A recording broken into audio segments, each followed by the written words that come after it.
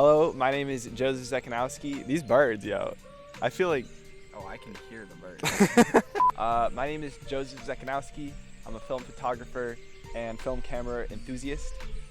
This is my assistant, Leo Pagelli, some local dude.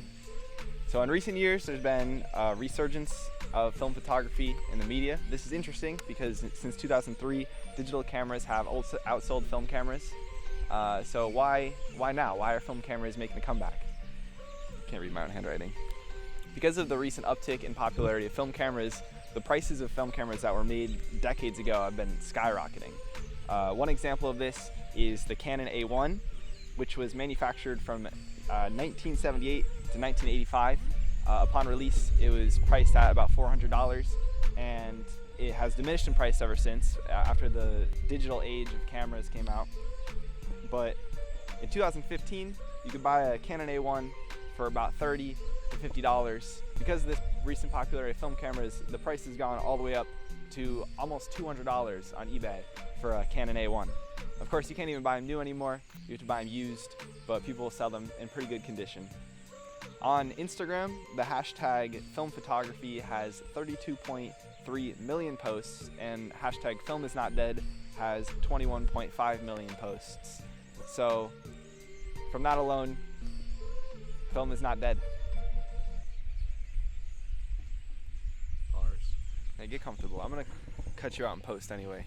That's fine. The recent popularity in film has led to the emergence of a lot of photography content on platforms like YouTube. There's creators like Willem Verbeek, Grainy Days, and Joe Greer, and they've gained pretty large followings from their film photography content. So I don't really know anything about anything, so I talked to some experts about why they think film has become popular again. Hi, I'm Emily. My name is Emily Swift, and I have a studio in Bridgeport, Connecticut that doubles as my photography studio as well as my film lab, which is Dark Slide Film Lab, that opened in March of 2021. So we're not even a year old yet, but we're almost there, and it's really exciting. Oh, it was the dark room, totally. Like I always say the first time I ever saw a print in front of my eyes, like you put the print in the developer tray and you agitate the tray. Like I saw the print come alive in front of my eyes and just never looked back after that. Like for me, it's all about the dark room. That tangible act of actually like creating a print with your hands instead of using a computer and a printer. It's like you have to get all the settings right on the enlarger. You have to agitate it. You have to watch it as you agitate it, wash it, put it in the fixer. There's like patience is a virtue with film. And I'm a very impatient person. And so I find when I have different processes in my life that force me to be patient, it just helps me find a lot of balance. And the darkroom is that for me. It's like my place to just be present, be quiet, like quiet my mind. It's almost like meditating in a way. But yeah, ever since that first print, I was like, yep, this is it.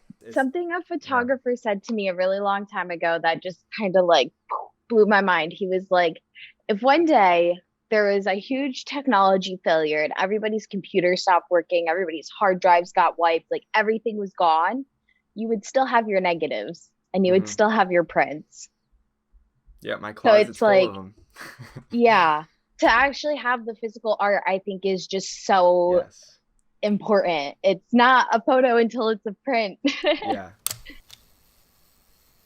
So if I'm 25, like people my age, we remember when we were kids that all of our childhood memories were documented on film. Like, I was born in 96 and the digital resurgence pretty much happened late 90s, early 2000s. So we have this sense of nostalgia when it comes to film. And also it's that we live in a very instant society. Like you never have to wait for anything nowadays. If you want information, you have the ability to access it instantly.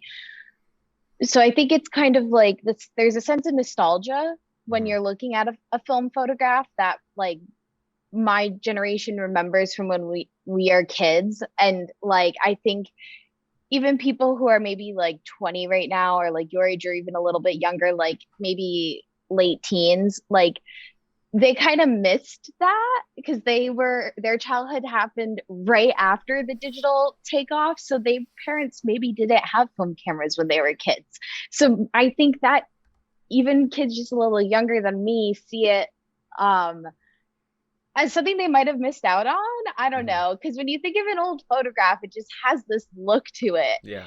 And we can still access that by shooting film. So I think there's like this nostalgic connection to it, but there's also this way that it goes against the instant gratification that the digital boom also gave us all. And I always say, like, just like there will always be people who prefer music on vinyls, there will always be people who prefer photographs on film. The mechanical nature of film cameras is attractive to a lot of people. With many SLRs, you don't even need a battery to operate the camera since they're fully mechanical. When you make a photograph with these cameras, you have to physically crank the celluloid strip into place. You're focusing the lens by hand, you control the shutter speed and aperture size, and you're physically turning all these dials, and you can feel the camera working to make this photograph happen.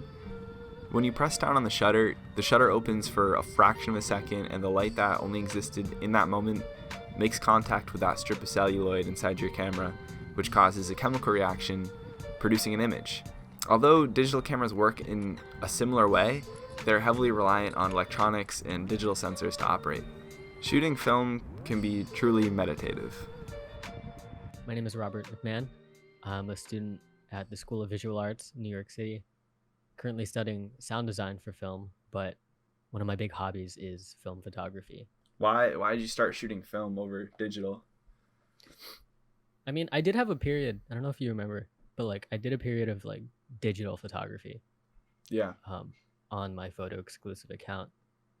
And I moved over to film because it felt more calculated. Because like when you take digital, you can take 200 shots. You can take like 4,000 shots on an SD card. There's something more fun about really thinking about what you're taking a photo of and saying like, this is probably I have like 1 or 2 shots on this. Yeah. Because like when it costs money, there's like more weight to it. Yeah. It does cost a lot of money nowadays too. So you're talking about the film prices are going up, which I think is a sign of the times. What'd you say? Kodak put up the prices? Kodak. I was keeping up with this local film store here in Brooklyn, and they did a blog post about how Kodak's film is going to be like increased by about 20%. Like things like Portra and Ektar and all the like black and white films. And at the same time, they're like taking the Tri-X film and like putting it on point and shoots, which is point and shoots are like good entryway into film, but long-term use it's not good because they can't be recycled. You're talking about disposables? Disposables. Yeah. I feel like it was like 2017, 2018 that it like kicked off. Yeah. And like that's honestly when like when we started. I feel like so we definitely followed the trend. I know there are celebrities that like really brought it back. I know like professionally film is always used. Yeah. Like professional photographers will always choose film, and they have their like creative reasons that like are very understandable. But for the general public, it's like influencers. Yeah. Kendall Jenner on Jimmy Fallon. Yeah. Whipping out the contacts, the T2. Yeah. And people like David Dobrik with the disposables and like his disposable app. Mm-hmm. And then that like leads into like TikTok trends of the like film photos, those like, you know what I'm talking about? Yeah, no, I know exactly. And it's just like, and like it's very like justified because there is like a magic to it, but with every trend, there's like downsides to it. Yeah, that's all I need, I think. That's kind of fun. Sound is cool. Maybe you could. This could be a new career. You know? Maybe sound guy. Just twisting knobs and shit.